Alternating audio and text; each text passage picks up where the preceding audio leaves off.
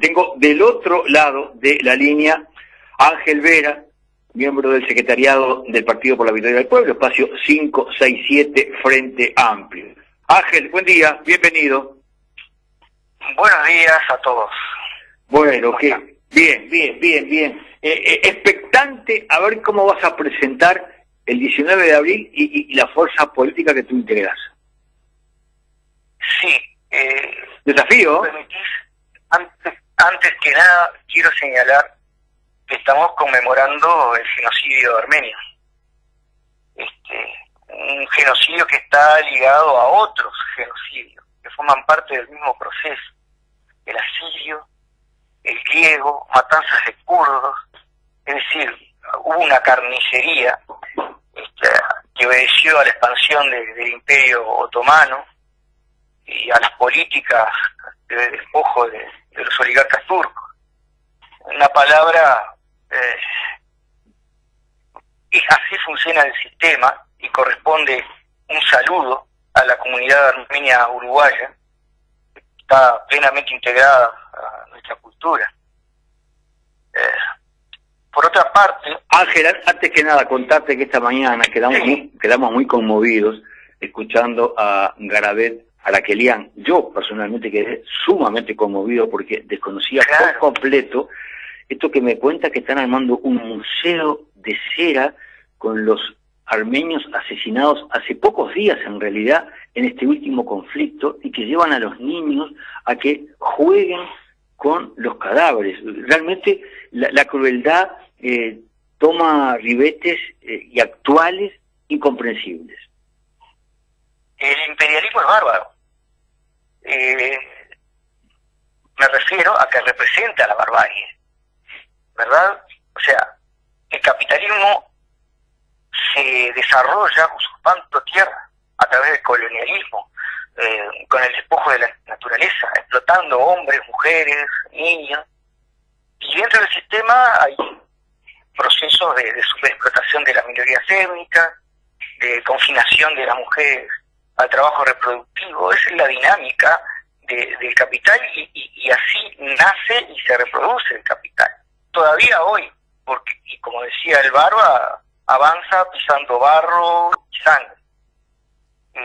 Sinceramente, después que vimos y sufrimos como humanidad las víctimas de los genocidios y los holocaustos, y 2 bombas atómicas, esto es fruto del mismo perro, ¿no?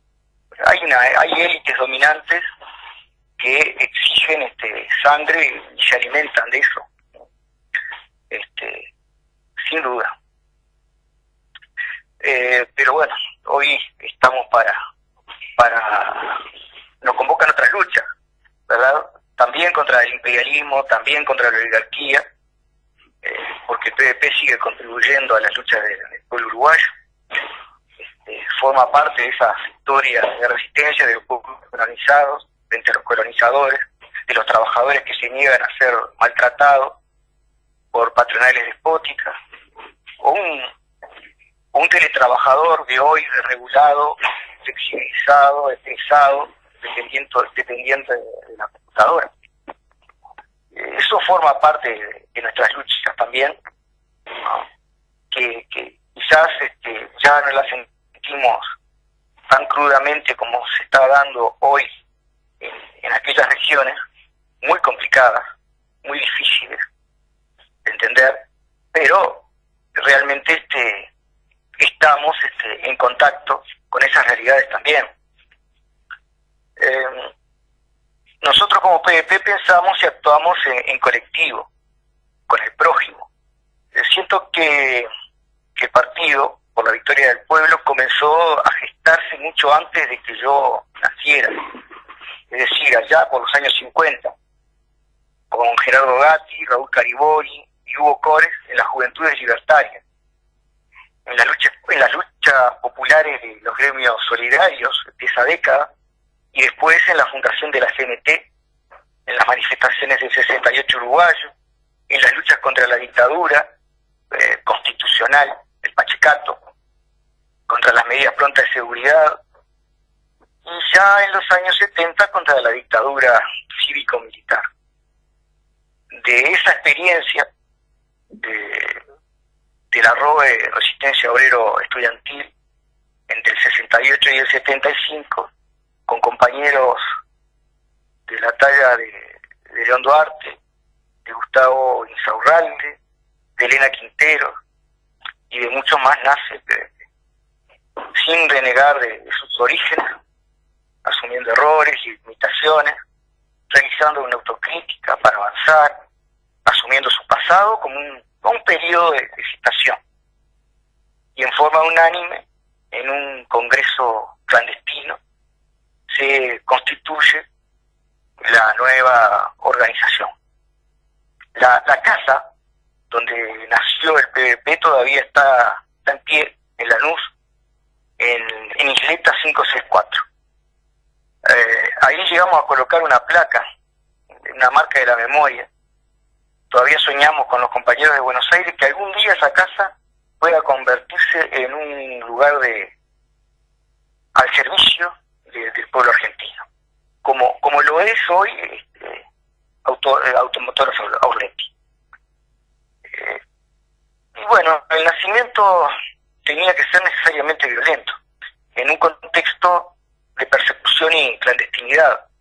Estamos hablando de 1975, un partido que nace en lucha contra una dictadura salvaje, quizás la más bestial que tuvo este país, y contra una operación criminal como el Plan Cóndor. El PVP nació luchando dentro de Uruguay, fuera de Uruguay, en la cárcel, en la tortura.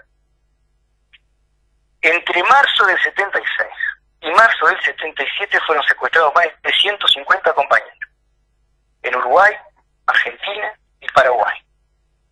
Y el 19 de abril del 76 apareció el cuerpo de Telva Juárez en Barracas, Buenos Aires, con 4 balazos en el pecho y uno en la cabeza. Tenía 29 años. En fin, copiado el mensaje, el PVP conmemora cada 19 de abril y reafirma su compromiso.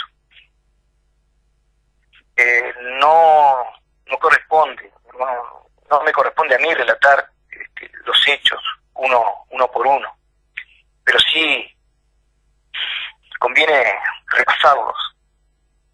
Por ejemplo, la campaña de Vilox, que intentó publicitar masivamente la existencia del PVP, la continuidad en la resistencia, la distribución de periódicos, la denuncia permanente de los crímenes de la dictadura. Esa voluntad de lucha es la que perdura y la que realmente nos proyecta. Podríamos agregar el secuestro de Elena, de la Embajada de Venezuela en Uruguay, la búsqueda de Sara y de su hijo, la aparición de los compañeros en el chalet Susi, o el secuestro en Porto Alegre de Universindo, Lilian y sus 2 hijos. En una palabra, esa voluntad de lucha es la que perdura y la que hoy nos proyecta y nos encuentra en conferencia. Es decir, estamos definiendo una nueva etapa para el partido a través de esta 9ª conferencia, que se ha dilatado bastante por efectos de la pandemia. Una conferencia recuerda a 2 compañeros en particular de toda la vida, como Pedro Colotuso y Hugo Berro, pero obviamente que no nos quedamos con el recuerdo. El PVP hoy es una necesidad histórica, por eso nos proyectamos. Tenemos un camino que pasa, como siempre, por profundizar la lucha democrática, fortalecer el Frente Amplio, el PIT-CNT y todos los instrumentos populares, usuarios de la salud, ollas, potenciar la movilización, dar la batalla cultural esta conferencia también aborda seriamente el feminismo y consolida un nuevo frente como tal. Estamos preocupados por la formación de nuestros militantes y la formación de la militancia en general, ¿no? Y sentimos la necesidad de una reestructura orgánica. Es decir, para nosotros significa mucho esta conferencia, ¿no? Partimos de un buen análisis y realista de la coyuntura actual, de la crisis capitalista y de la pandemia, y realmente nos sentimos una necesidad. ¿Por qué? El Frente Amplio tendió a quedar atrapado en la lógica institucional, en cierta medida por el electoralismo. Y también hay alguna tendencia a que haya políticos dependientes de su ubicación en el Estado. O sea, hay una cartelización del Frente Amplio. Sin embargo, el Frente Amplio vino para ampliar la democracia. Se proclama antiimperialista, antioligárquico, ¿no? Sin embargo, a través de estos procesos tendió a cortar sus vínculos con las bases sociales, ¿no? Y estas desviaciones, digamos, le valieron la última elección. Todo esto le hace mucho daño al formidable instrumento político que es el Frente Amplio, un instrumento adecuado para las grandes mayorías, y no solamente para la disputa electoral. Nuestro país está viviendo una profunda crisis de acumulación a escala mundial que nos pega fuerte, una crisis económica, social, a la que se superpone la crisis sanitaria. Y mientras tanto, la actual coalición de gobierno implementó un brutal ajuste, a pesar de la pandemia, y los resultados están a la vista, con el aumento de precios de los productos esenciales, sobre todo la carestía, la rebaja de salarios, jubilaciones, términos reales, el aumento de la desocupación, el aumento de la pobreza y de la indigencia, y sobre todo afectando, como siempre, a mujeres y niños. Y agreguemos la gestión de la pandemia, la libertad responsable. Es un verso que el gobierno se inventó para eludir su responsabilidad. Se estima que con el proceso de vacunación el COVID será vencido. Sin embargo, mientras tanto, es imprescindible minimizar el número de fallecidos. Y eso no se logra con la policía, ni sino con políticas sociales efectivas. Al parecer, para el gobierno, todos los problemas sociales pasan por la rañada. El ministro del Interior, el MIDE se achica, se terciariza, y hasta el ministro Baltor habla de la pobreza como si fuera una cuestión de actitud. Su Dios es el mercado. Entonces debemos ser realistas. Este combo de represión más mercado solamente puede empeorar la situación de la gente, de esa gente, de las grandes mayorías. Agreguemos, por último, el giro en la política exterior. El gobierno pide un acercamiento a los Estados Unidos, lo ruega al Grupo de Lima, y lo que logra es cierto interés del Comando Sur. Bueno, vuelve a lidiar otra vez con ese tipo de relaciones carnales. Y estos son verdaderos desafíos para el Frente Amplio, para la conducción del Frente Amplio, que tiene notorios problemas, que está abocado a la recolección de firmas, que está obligado a recolectar firmas contra la lucha, y remitirse a los vecinos que están organizados en lo que sea, merenderos, ollas populares, porque son tiempos de solidaridad, tiempos de fraternidad, de tender la mano a los de abajo, y, como solíamos decir en cierta época, cerrar el puño ante los de arriba. Y ese es el significado que tiene para nosotros este 19 de abril. Lo pasamos en conferencia, discutiendo, deliberando entre compañeros. Y bueno, todavía probablemente nos queden un par de instancias más. Y esperemos que en estas 2 instancias terminemos y apoyemos al proceso uruguayo, al Frente Amplio, al PIT-CNT y a todas las organizaciones sociales, ¿no?, en su desarrollo. Eso es básicamente nuestro mensaje para el día de hoy. Ángel, tú sabes que cuando yo comencé a recopilar testimonios de derechos humanos, cuando tuve el honor que el número 1 en la comunicación radial, Ayer, Hoy y Mañana, José Germán Araujo, luego de su diario 30, emitiera un programa denominado Comisión Investigadora de Derechos Humanos, me impactó mucho el relato de muchos expresos políticos que me contaban lo bravo que era pasar un 19 de abril en prisión, porque había un ensañamiento especial, un ensañamiento particular con esta fecha, y volvía la referencia a la expropiación de la bandera de los 33 por OPR 33 justamente. Quisiera una reflexión tuya de ese momento que vivieron tantos compañeros por aquella acción los 19 de abril. Claro, es muy real lo que vos decís. Yo no pasé por eso, pero los compañeros lo revivieron. Se lo hacían revivir cada año, ¿no? Los compañeros tienen sus cicatrices por eso.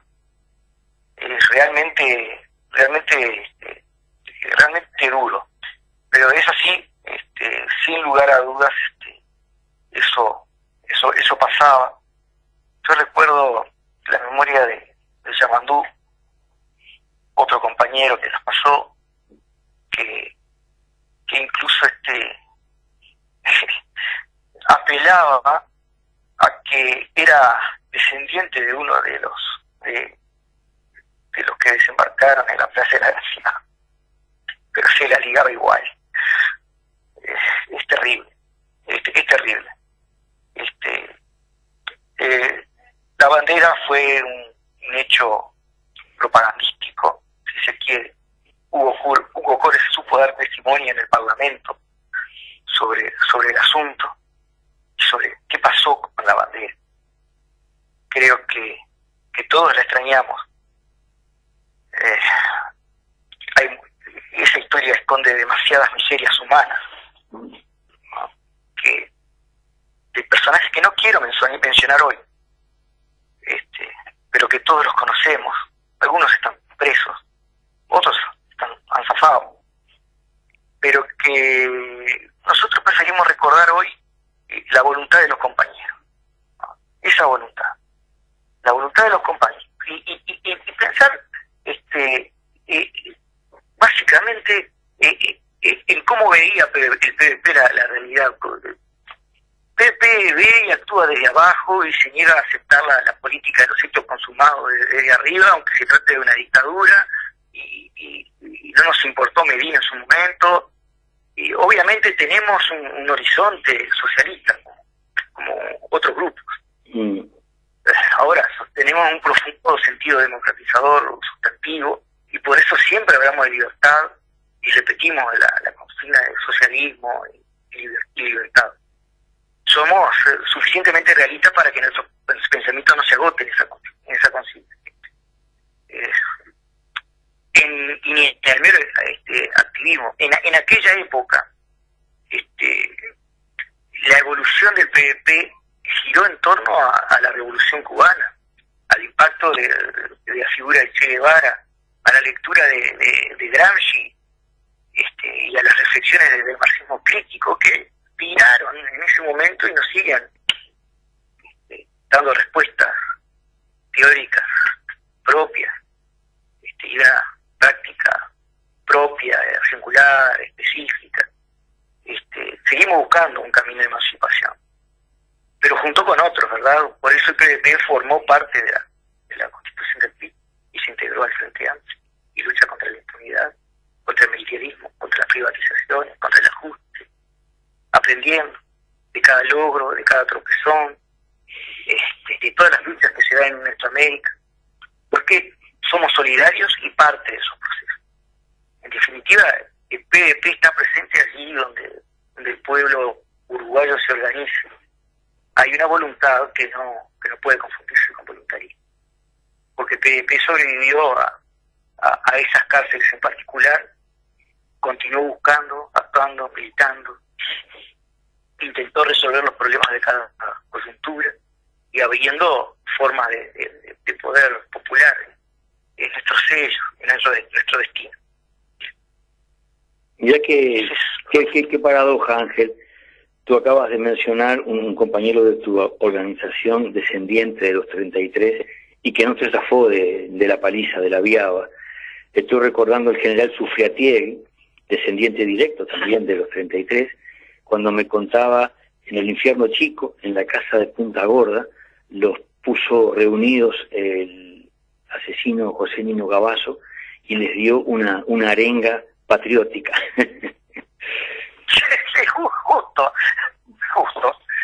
Sí, no, es un personaje de triste memoria al que le han recaído todas las culpas.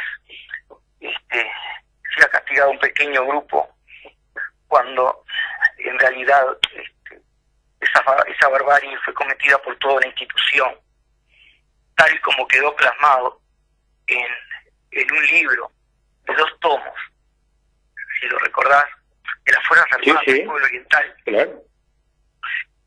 Ese libro tiene un capítulo dedicado al Partido por la Victoria del Pueblo, ¿no? Es redundante en falsedades y mentiras. Es terrible, ¿no? Es espantoso. Es espantoso que haya sido Gabazo el que salió a anunciar como noticias periodísticas algunas de esas mentiras. Son cosas que ese personaje fue nefasto, pero no es el único. Hay que pensar en toda una institución cuya enseñanza partió de ahí y se fue reproduciendo a través de esas mentiras. Hay que recordar también lo que decía Licandro.